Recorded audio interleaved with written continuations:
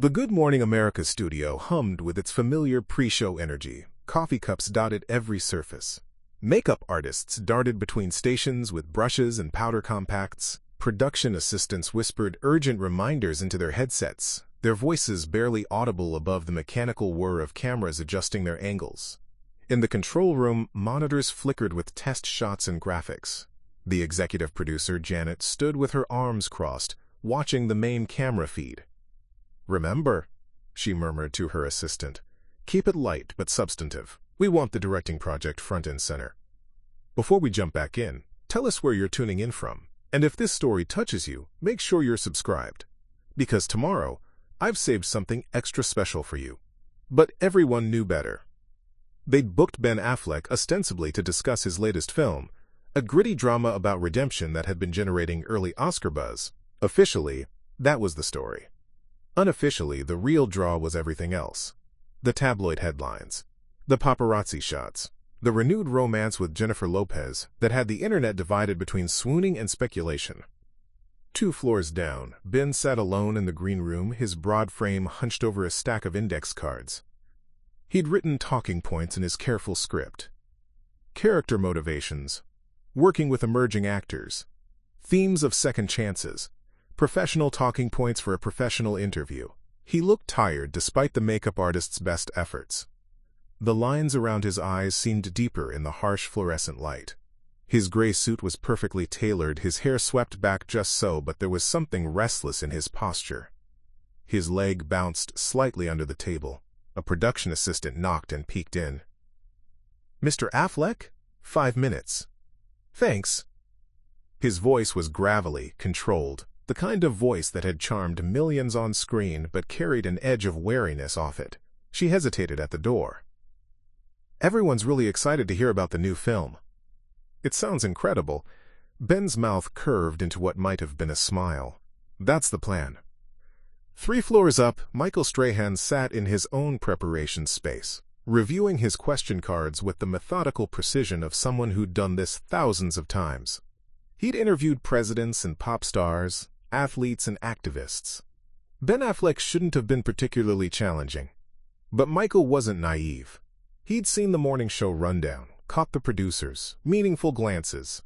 They wanted the film discussion, sure. But they also wanted the moment that would trend on social media. The clip that would generate headlines.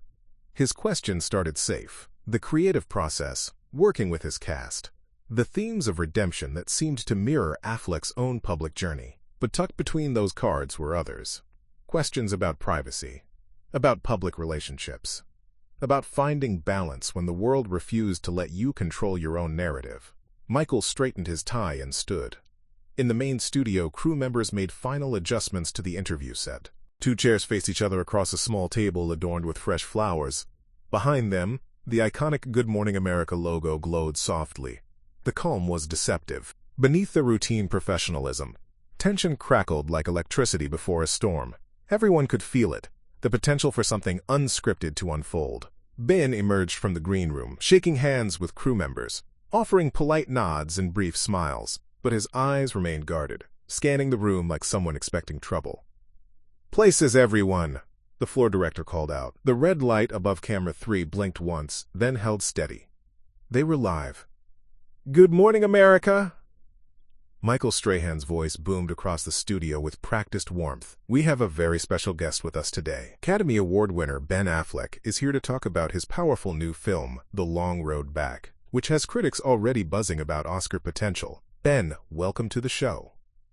The camera found Ben's face, and for a moment the familiar movie star charm flickered to life. "Thanks for having me, Michael.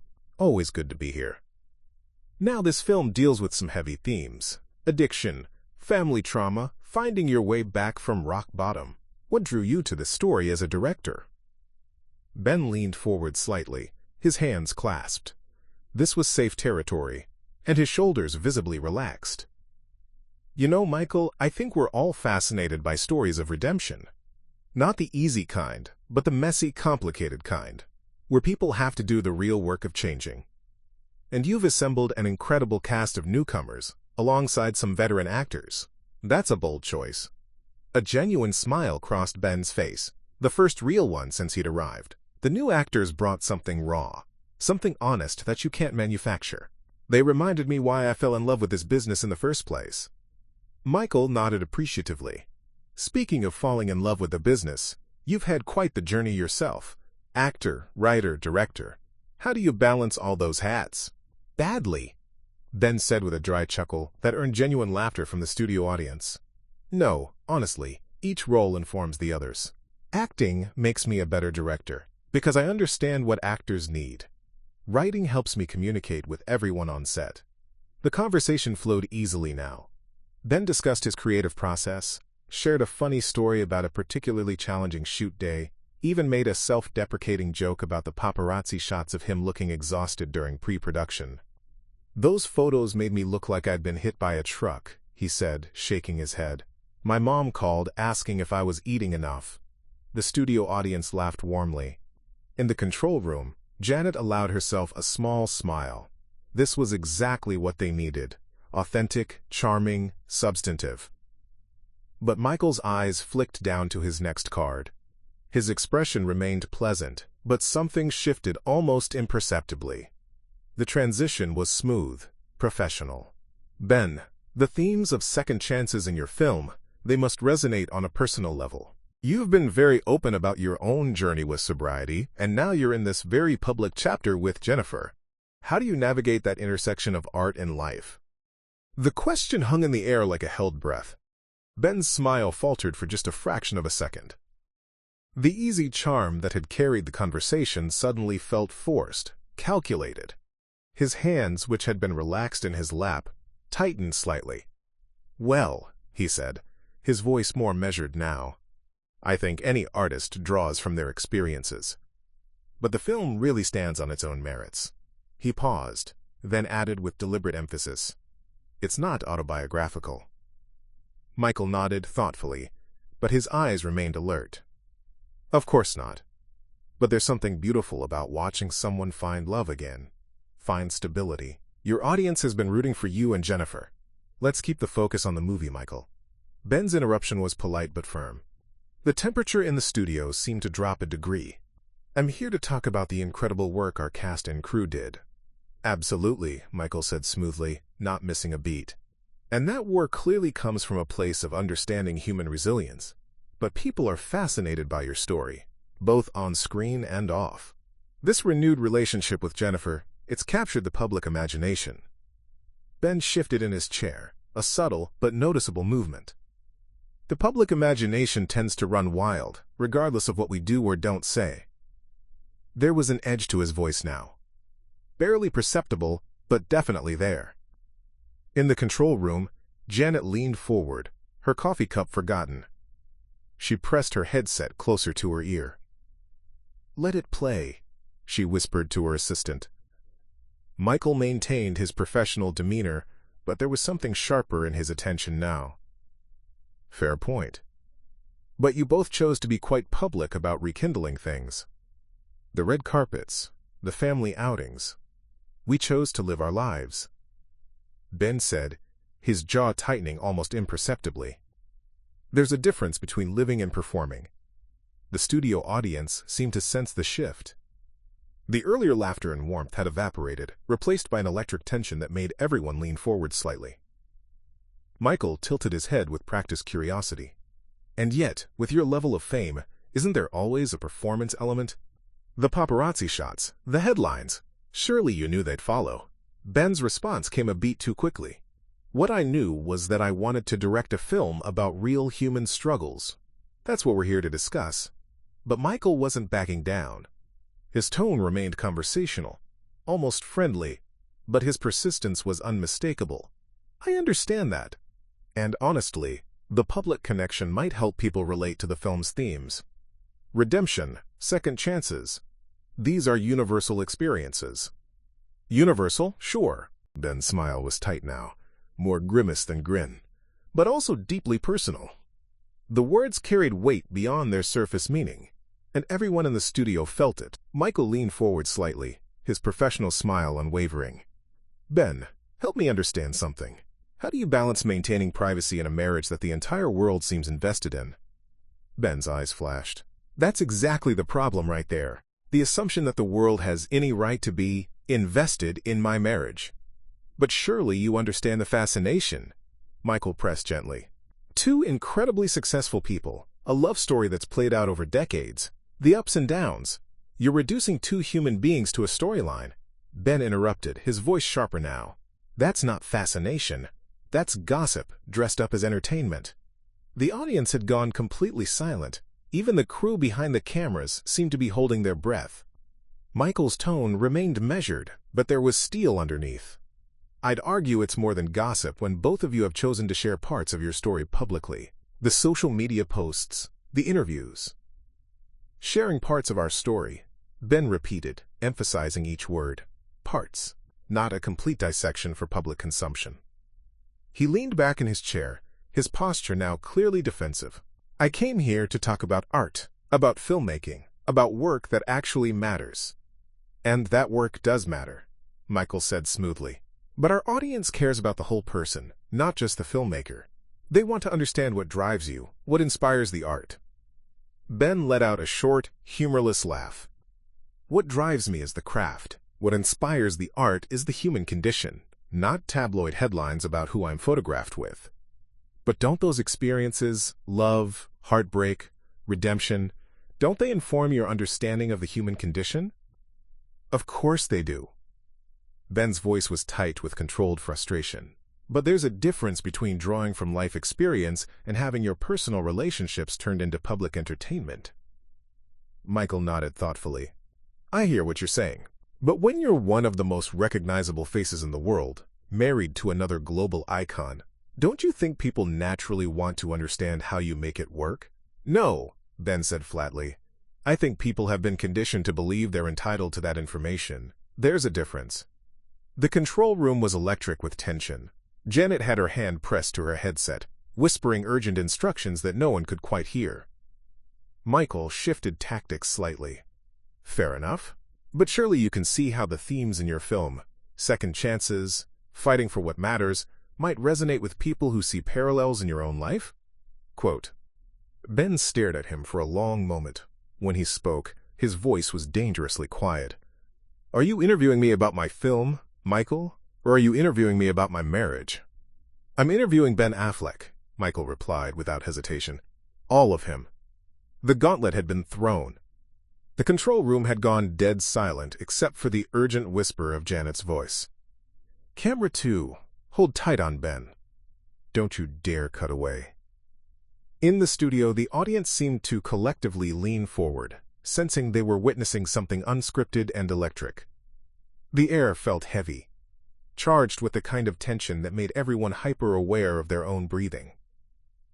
Michael pressed on, his voice steady but probing. Ben, you've dealt with intense media scrutiny for decades.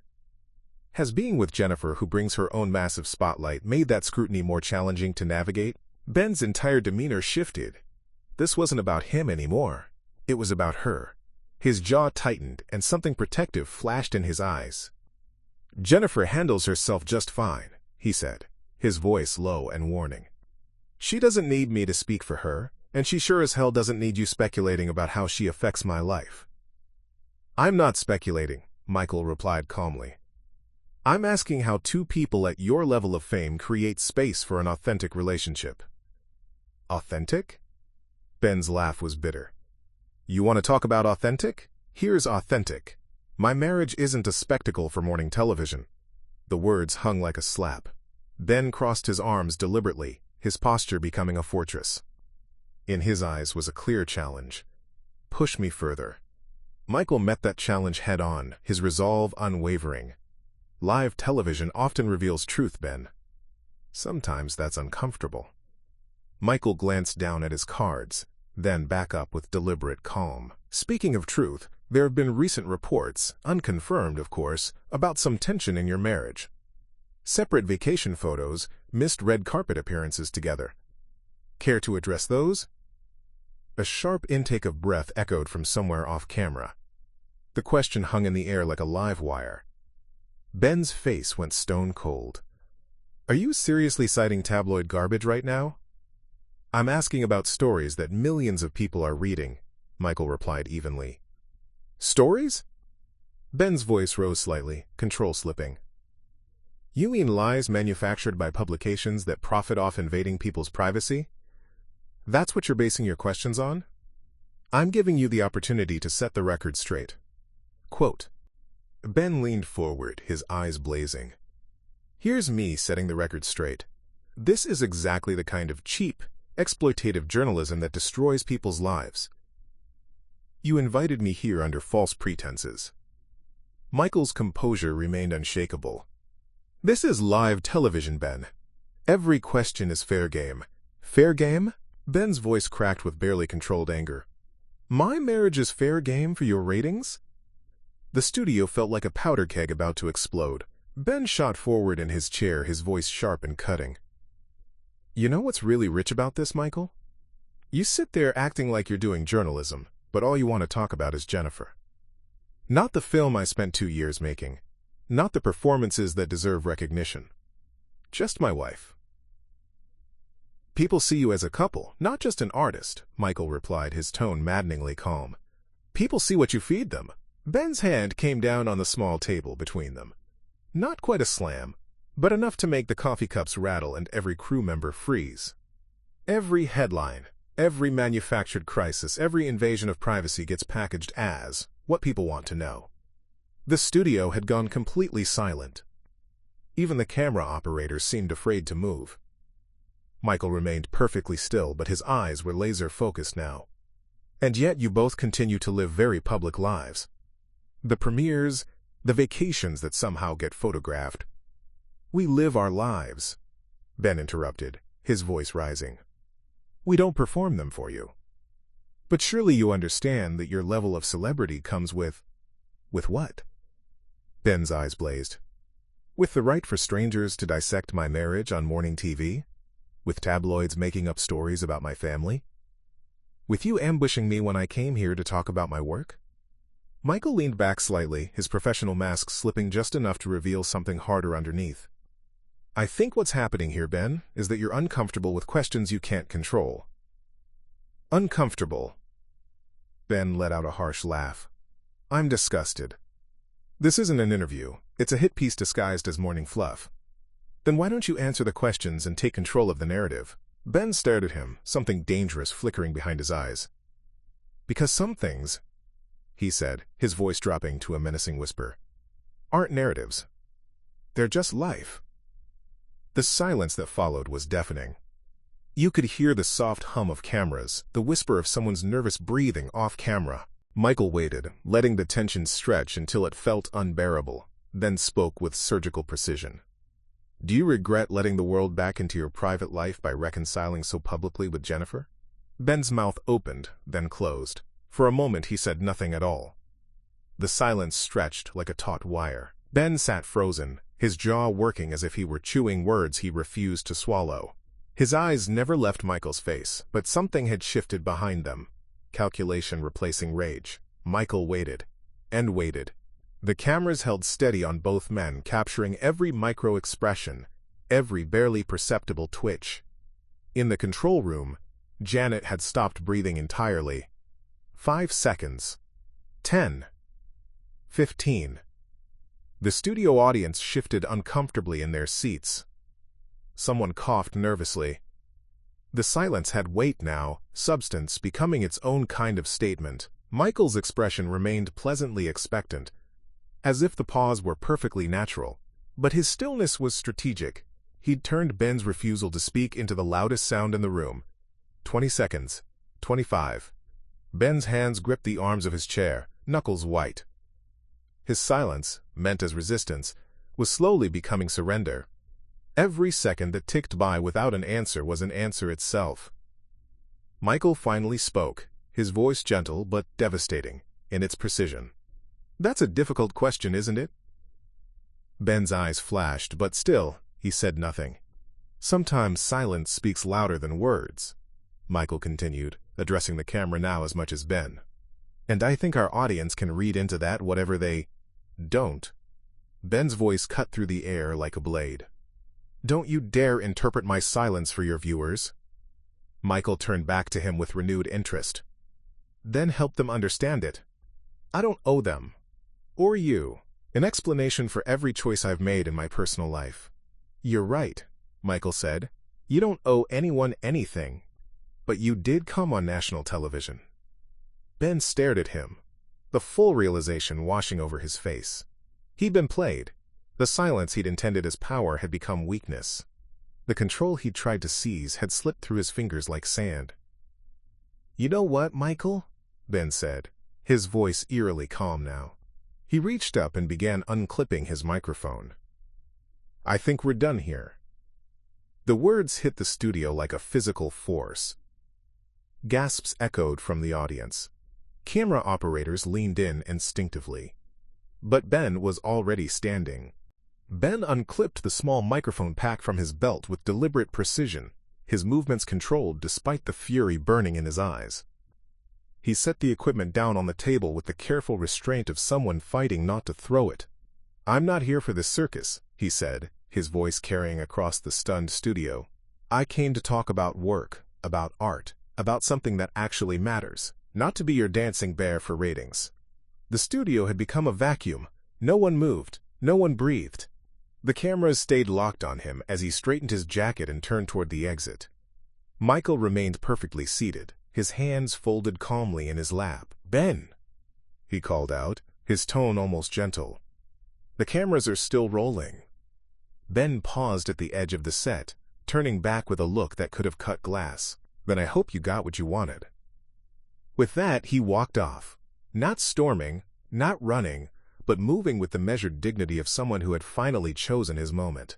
His footsteps echoed across the silent studio until the sound of the backstage door closing behind him felt like a gunshot. Michael sat alone in the sudden emptiness, looking directly into the camera with unshakable composure. Live television, folks, he said, his voice steady and professional. Sometimes people want answers. Sometimes they walk away from the questions. Michael held the moment for a beat longer, letting the weight of what had just happened settle over the audience. Then, with the practiced ease of someone who'd navigated decades of live television, he smoothly transitioned. We'll be right back after this break with more Good Morning America. The instant the red light went dark, chaos erupted. In the control room, Janet was already on 3 phones simultaneously. Get me legal, she barked into one. And social media. I want to know how fast this is spreading. The answer came within minutes. Hashtag Ben Affleck walk-off was already trending. The clip had been screen recorded by viewers and was ricocheting across every platform. Comment sections exploded with divided reactions. Michael went too far, versus Ben couldn't handle the truth, versus both were doing their jobs. Back in the studio, Michael sat quietly as makeup artists fussed around him. His expression remained unreadable, but there was something in his eyes. Not satisfaction, exactly, but the look of someone who knew he'd just created television history. The empty chair across from him told its own story. Ben's water glass sat untouched, his napkin still folded. The flowers between them seemed suddenly absurd, delicate props in what had become a battlefield. Within hours, the moment would be dissected by media analysts, defended by publicists, and debated by millions. But in the immediate silence of the studio, one question lingered. Had Ben Affleck lost control, or had he finally taken it back? The answer, like truth itself, would depend entirely on who was watching. Up next, you've got 2 more standout stories right on your screen. If this one hit the mark, you won't want to pass these up. Just click and check them out. And don't forget to subscribe and turn on the notification bell so you don't miss any upload from us. Quote,